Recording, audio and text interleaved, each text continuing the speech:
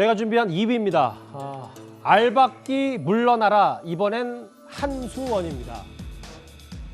어제 대우조선해양 사장 자리 때문에 부실공기업의 정권 말기 대통령 동생의 동창을 사장으로 임명하냐, 이렇게 인수위가 청와대를 향해서 공격을 하자 청와대 어제 모욕적이었다고 맞섰습니다. 대우조선해양 사장 자리를 놓고요.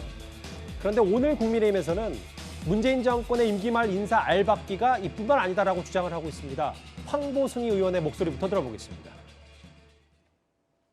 정재훈 사장이 3년의 임기와 1년의 연임을 거치는 동안 세계 최고 수준의 원전 생태계는 순식간에 무너졌습니다. 최근 정재훈 사장은 탈원전으로 원전 생태계가 무너질 수 있다며 그동안 자신이 저지른 행동과 정반대의 발언을 했습니다. 참으로 어이가 없습니다. 정재훈 사장은 자기 손으로 원전 생태계를 망쳐놨습니다. 그 뻔뻔한 모습이 그저 놀라울 따름입니다. 원전 경제성 평가 조작 의혹으로 기소돼 재판을 받고 있는 만큼 모든 것을 내려놓고 재판에 성실히 임하는 것이 마땅한 도리일 것입니다. 친구 권력이 지금 인사 문제로 제대로 맞붙었어요, 유현정 의원님. 네. 어제는 대우조선해양 얘기를 해봤는데 오늘은 한수원 사장. 네. 야당 아니죠, 국민의힘에서는 지금 이 정재훈 사장이 탈원전 돌격대 역할을 했다라고 하면서 사퇴를 요구하는 오늘 기자회견까지 열었습니다. 네. 한국수력원자력은 이제 우리나라 원전 사업을 관리하고 있죠.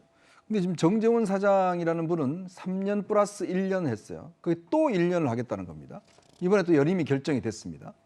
근데 아직 뭐 전반적 종합적인 결과는 안 내려졌는데 저는 좀 염치가 없다는 생각이 들어요, 솔직히 이야기해서. 왜냐하면 본인은 이 문재인 정부의 탈원전 정책에 맞춰서 한수원을 관리해 왔습니다. 자, 그래서 월성원전 1호기 이 폐로 사건 때 그 문제 때문에 결국은 본인이 지금 재판돼서 기소돼서 재판을 받고 있지 않습니까? 그러면 지금 이 정부의 정책이 일단 이 윤석열 정부에서는 완전히 지금 정반대 정책을 하고 있는 거거든요. 근데 그럼 한수원이 윤석열 정부와 싸울 겁니까? 그게 반대로 갈 겁니까? 아니잖아요. 그러면 지금 기존에 해왔던 한수원의 정책과 방향과는 다른 방향을 지금 가는 거잖아요. 근데 그 방향에 지금 하고 있는 사장을 지금 정재훈 사장이 본인이 하겠다라고 하고, 저는 도대체 이해할 수 없는 게 이사회가 이걸 인정한 것도 준 것도 저는 참 이해할 수가 없는 거죠. 왜냐? 기본적으로 공기업은요, 이 정권, 즉 대통령의 정책에 바뀌는 데 따라서 바뀌어져야 하는 겁니다. 왜냐?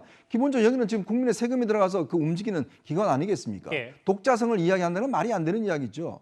자, 그런 상황에 지금 본인이 지금 문제가 생겨서 더군다나 재판받고 있는 분이 여기에 또 지금 더 연장해서 하겠다? 본인이 또 그걸 하시겠다? 아니, 도대체 어떻게 하시겠다는 겁니까? 그러면 윤석열 정부하고 싸우겠다는 이야기입니까? 반대로 가겠다는 이야기인가요? 저는 참 이 사회도 그렇고 본인도 그렇고 하겠다는 분도 그렇고 참 이해할 수가 없는 조치인 것 같습니다. 네, 뭐 그 관련해가지고 사실 한수원에서는 1년 재연임 관련된 절차는 진행된 것은 맞긴 한데요. 예. 사실 이거로 마무리가 되는 것이 아니라 산업부에서 제청도 있어야 되고 그 후에 마지막으로 대통령이 재가가 있어야 되거든요. 예. 현재 지금 산업부에서 전혀 제청이 되지 않고 있고 그 관련해서 제청을 하고 있다는 뭐 절차가 있다라는 보도도 전혀 없는 상황이라서요. 사실 이런 뭐 알박기 인사다 뭐 이런 논란은 뭐 여러 곳에서 있을 수 있는 것은 분명하지만 예. 아직까지 진행되는 것은 없기 때문에 실제로 재연임이 뭐 재가까지 이루어지기는 좀 어렵지 않은 상황인가라는 생각이 좀 있습니다. 그럼 현실적으로는 예.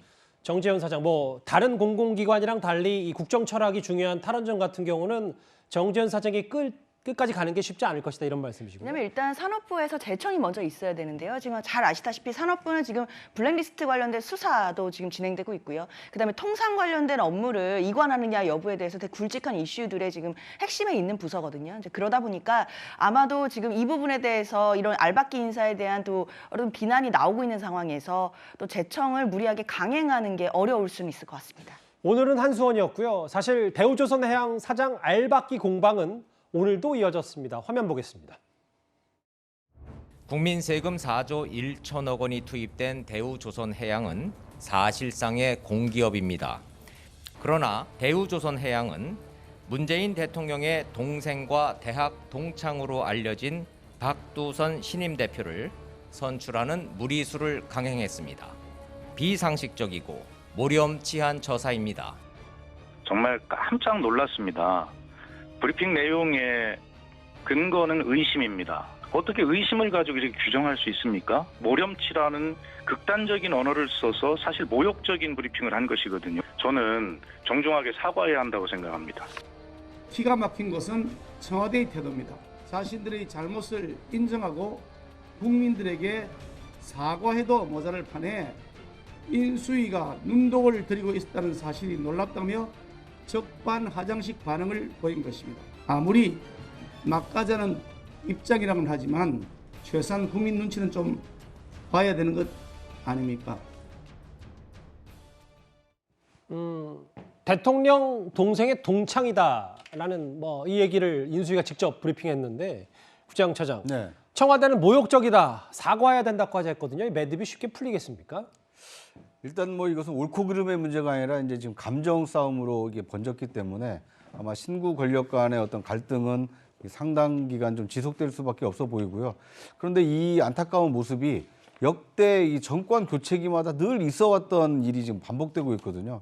이 과거 뭐 검찰의 경우에는 검찰총장 수장이 바뀌면 이 선배 기수들이 이렇게 용퇴하는 이 아름다운 문화가 있었는데 어느 순간부터는 이제 뭐 버티기로 좀 바뀌었거든요. 마찬가지로 정권이 바뀌어서 대통령은 바뀌었지만 공기업이라든지 아니면 정부 산하기관에 임기가 남아있는 사람들은 나는 임기를 채우겠다라고 하면서 정권과 성향이 다름에도 불구하고 자신만의 어떤 임기를 채우려고 하는 이런 경향성. 근데 이것이 어떻게 보면 이 안정적인 국정 운영에 좀 걸림돌이 되고 있기 때문에 아마 이것은 윤석열 그 정부가 출범한 이후에 여야 합의를 통해서 예. 과연 정권이 바뀌었을 때 정권과 실제로 정책 방향성이 일치해야만 이 효율적인 어떤 그 성과를 낼 수 있는 이 정부 산하기관의 알겠습니다. 경우에는 예. 함께 용퇴를 하도록 이 법과 제도를 좀 정비할 필요가 있지 않나 하는 생각이 듭니다. 알박기 논란 오늘은 한수원 얘기가 국민의힘에서 제기를 했습니다. 이 주제 여기까지고요.